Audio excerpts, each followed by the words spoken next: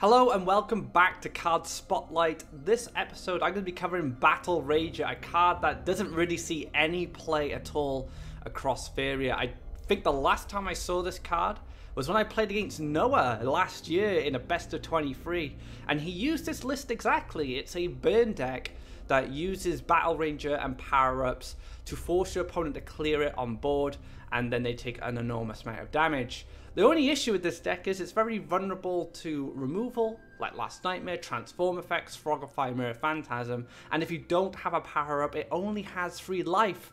So it's very easy to remove with Cypher's Wrath, plus a combination of 1 damage, which is very easy to obtain in a cracked form meta, and of course Flame Burst, Wind Soldier. There's a lot of things that can clear this card. But we're here to show you cards that don't see a lot of play in Battle Rager, can be very fun in the right environment.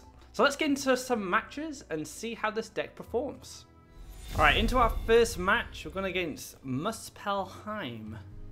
Interesting name. Let's see if he's running an interesting deck. And he is a God rank player. He does have the God rank card back.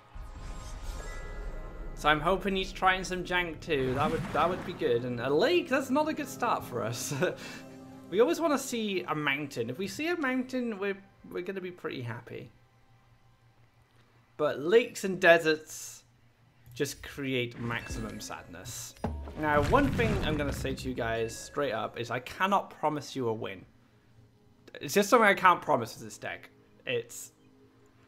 This is not even on the tier list. This is how bad it is. But I'll try. I'm going to try. But it's going to be tough. Very, very tough. And there's our friend, Mr. Battle Rager.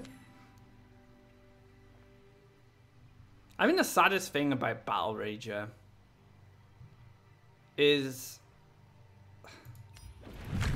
The saddest thing about Battle Rager is he costs 7 Faeria. And most of the answers, apart from Last Nightmare, which is kind of the top-end answer to him, cost half of what you pay for him. So Frogify costs 4, so you get a 3 Faeria advantage. Last Nightmare is 6, but you still get a 1 Faeria advantage off the Last Nightmare. And then when you go down to like Flame Burst or Cypher's Ground Shaker, which is pretty much a free clear as far as I'm concerned, because you get the Ground Shaker out of it anyway. It's just too expensive. I think that's probably the fundamental issue with the card. Just way too expensive for what it does. We I think we're going to go in for the Battle Rager this turn. And I'm going to send this guy up. Now he's probably thinking, what is this card? I've never seen this card before. A 7-3 exists? No, he's not. He doesn't even highlight it. He knows exactly what this card does. Now, if this gets Mirror Phantasm, that's actually pretty decent. Because it costs 7 Faeria and you gain a 5/5 out of it.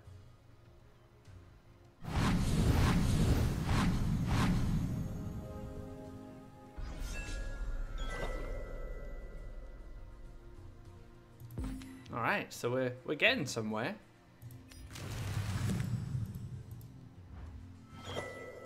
And collect off this well. And I think we just wait. Potentially could play Grimguard to protect this.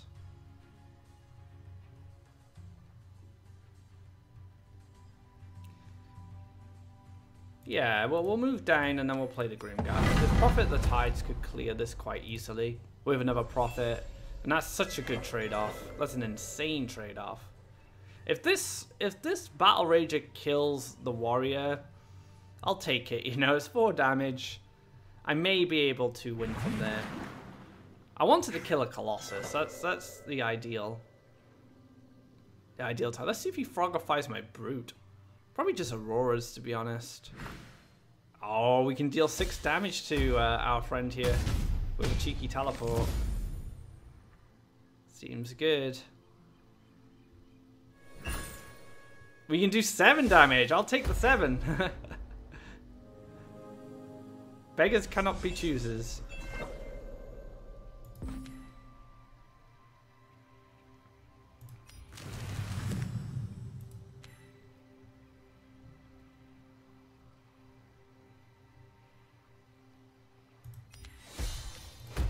Enjoy 7 damage.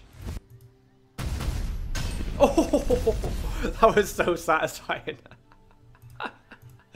That sound, I haven't even heard that sound before from a Battle Rager. It didn't exist last time I saw Battle Rager being played.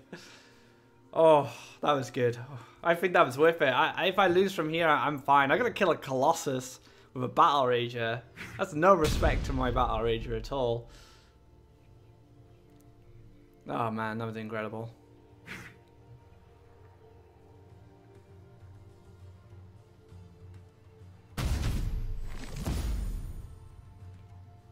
Well, this is still a trade-off, which is pretty decent.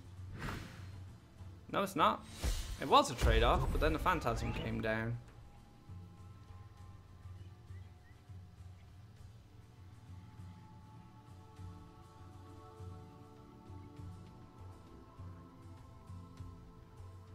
To be honest, I might just race at this point. Like, the problem is he's stepping on my forests. He's stepping on all my forests. And he just prevented a teleport racer with the double neutral. That's a very smart double neutral, actually. Stops you from playing a forest in this region, which is one of the ways that I win this game, because I could teleport here. He's covering both my forests, so it didn't make any difference this turn. But yeah, that was really nice. That was well played from him.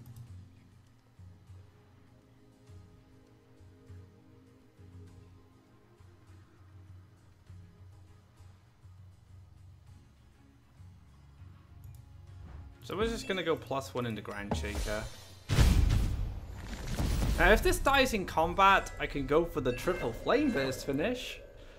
That's a way I could win potentially. Another Colossus would be way too much. Oh, Fun Whirl coming down.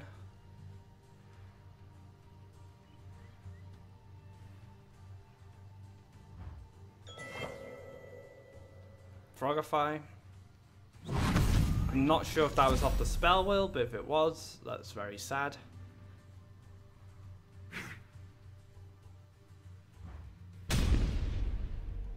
Alright, not letting me get value. That's pretty smart. Hey, to be fair, like, Muspel's played really well. He's made smart plays.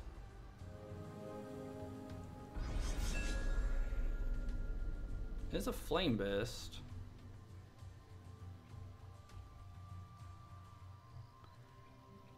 Now, I do want to get as much value as I can.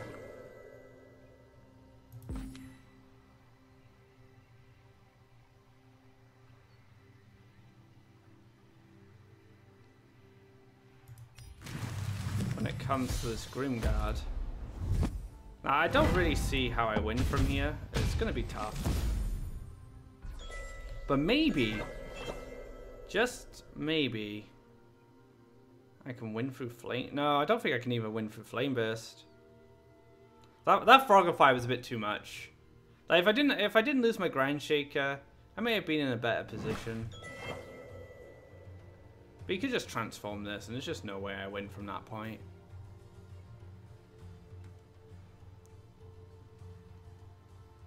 By the way, guys, if you haven't noticed, I'm not playing ranked. I am not brave enough to take this list on ranked at the moment. Oh wow, he's giving me a turn. I'll take the turn. No, he hasn't given me a turn. He just kills me with another. Wow, lots of phantasms. This is a very greedy jump list, so I can't win now. If I had, like I said, if I had that Grand Shaker, it may have been a bit different. So yeah, that's match 1. We'll see if I do any better in match number 2. But to be fair, I got to deal 7 damage with the Battle Rager. That's a personal victory for me. That made me feel good. Next game, going against Arhat. Played Arhat before. I believe I played him just on ranked, especially through my climb this week when I've been climbing the ladder trying to get God rank of my own.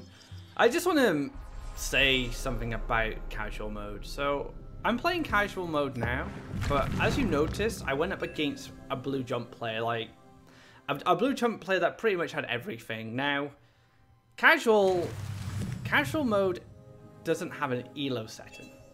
So there's no way for the game to determine the strength of your opponent. Anything goes in casual mode. Now, if you're a new player, casual mode may seem like the best way for you to start. Well, in fact, ranked is the best way for you to start. Now, I wouldn't be too worried about losing ranks in Faeria. There's a lot of extra ways for you to gain ranks, beating higher ranked opponents, first win of the day, win streaks. Playing ranked will be the best way for you to play the game. Honestly, I'd strongly recommend just starting off in ranked, for sure.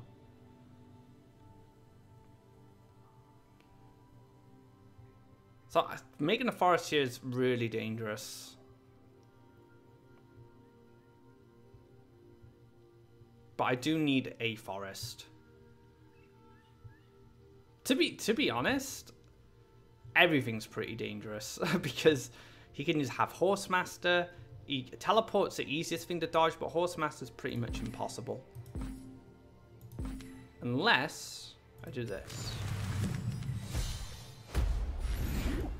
Now this pushes my Ground Shaker out of range of Elderwood Embrace. So if he was the Horsemaster into Elderwood, I'd survive on 1 life. And I'd be able to clear the Ground Shaker on the following turn. I'm sorry, the Verdant Force on the following turn with an Elderwood Embrace if I needed to, which is a little expensive. But I don't mind too much. Mental going into the wells.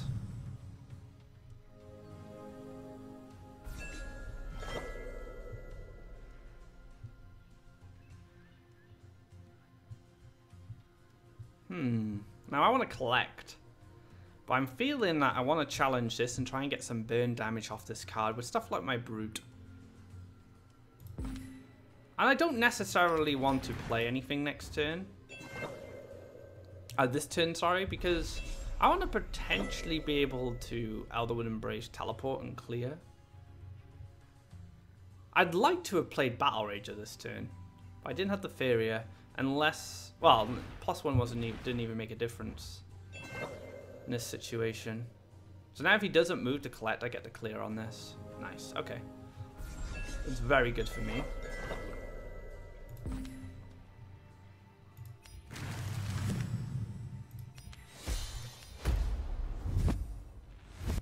We're going in, guys. Bam, very nice. And next turn, I'm going to set up a mountain around here, and I'm going to play a Battle Rager, and just force... Like, green just has to deal with Battle Rager. They can reduce the power-ups, they can take away the Shamanic Dances and stuff like that, but... Battle Rager is against Verdant Forces and stuff, you know, they just have to clear it. They have to just throw that big creature into it. So Battle Rager now is probably not a good idea because I don't want Wood Elemental to clear it. I want him to use the bigger creatures to have to deal with this Battle Rager. And when you chuck Shamanic Dance on it, it has taunt. You're going to have to deal with it. That's just a fact.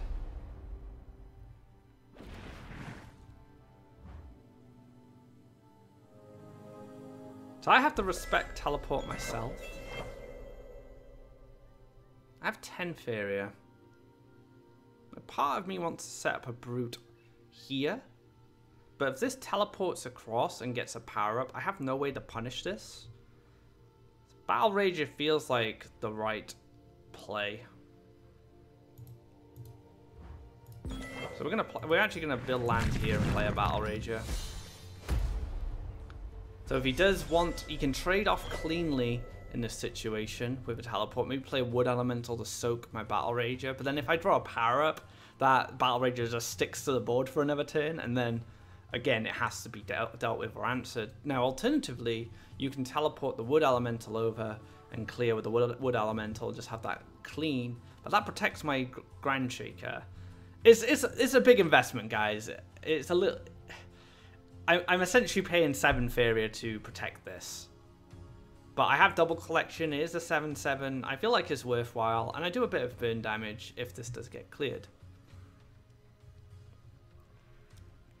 I'm also sitting on a lot of Faeria. No, I tri-collected that turn, and I will continue to tri-collect if this doesn't get cleared. And there we go, he did have the teleport. But now he has to kill the Battle Rager, which means my my Ground Shaker is going to stick around, which is good. Unless there's another teleport +1 Elderwood, which would be pretty good for him, or teleport, Emperor's Command. You know, there's a lot of ways you could still carry on. But I'm okay with this. I try collect. This is what's important. Let's keep my Faeria nice and high, and I'll be able to play Battle Rages when I want to.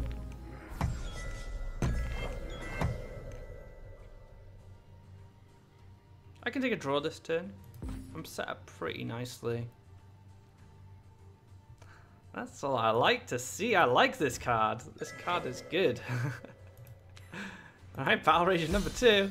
But this time, he's a 7/7 with Taunt. So he survives the little creatures. So if this gets teleported over, it survives. If Verdant Force runs into this, again, it's a free Faeria advantage, but I deal 7 damage to him. That's a lot of damage, especially for a burn deck.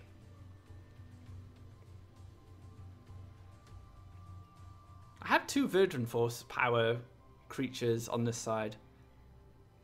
Now, one of the biggest fear I think Arhat will have is potentially, the fact that he can't play anything that would have survived that. Like, say he played a Grove Guardian here and passed. I could just teleport this over and clear and take value. Now, he might just have the optimal clear. Horsemaster, Emperor's Command. So this is the problem with Battle Rager. Its life is too low. It gets cleared too easily. I feel like if Battle Rager was a 7/4, it might just be that slightly more playable, you know? If this is a power-up, I'm okay. Yeah, that's fine. I deal 4 damage. I'll take the 4 damage.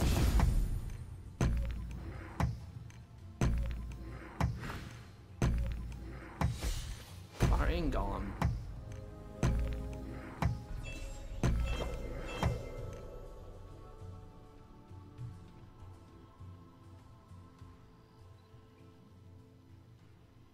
Alright, so we are gonna double neutral here.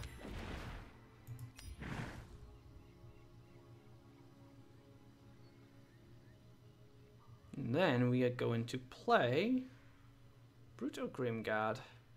Brute's pretty good. We'll play Brute down here. And we're not going to take the Faeria, because we died to the Verdant Force. And I want to teleport my Verdant Force. My Verdant Force is a 7/7. I want to teleport my Ground Shaker, sorry, here and push for 7 damage. And just try and draw into Flame Burst and to finish the game. Now, I do know he has healing. He did use a Rune into Guidance to power up his creature.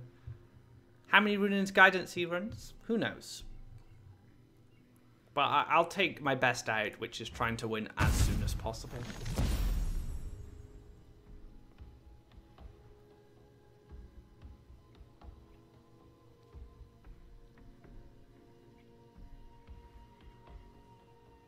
Might be a taunt. Horsemaster. So you can take the value. Oh, that's it. That's all the. That's 2 of. That's not all the healing. That's 2 of the healing. Should definitely take land here. That's a problem.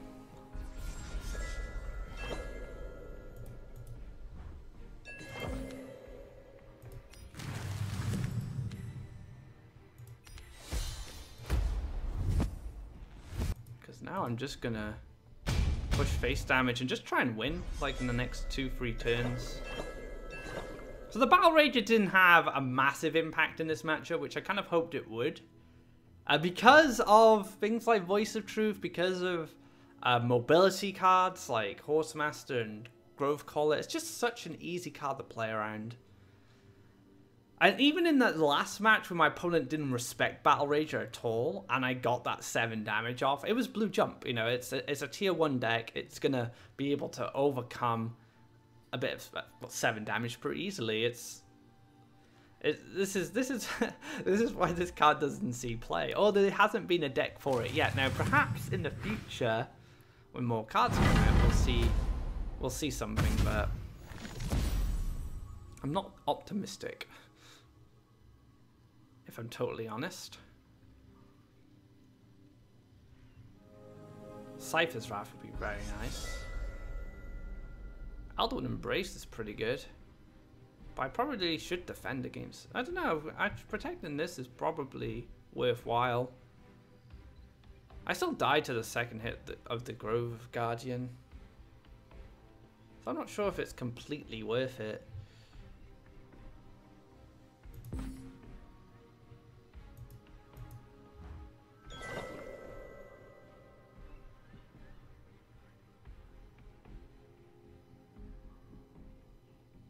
Two.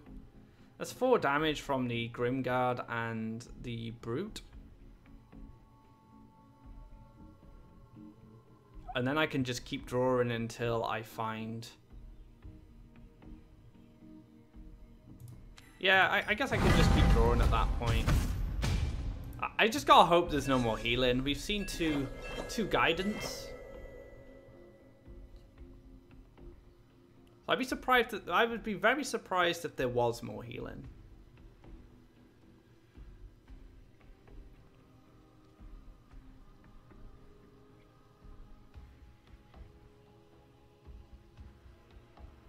Now the thing with green is mono green is probably gonna have to tank this Grimguard. Now, sure, he gets the 9 damage this turn, but that doesn't stop the Grimguard from dealing damage next turn. This is the issue.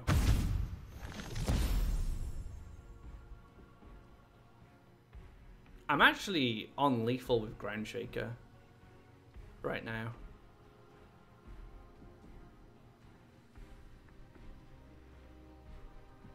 But I'm not gonna have enough Faeria to play it, but I have time. Like clearing the Verdant Force gives me enough time. Tiki Healer. Voice of Truth. That's handy.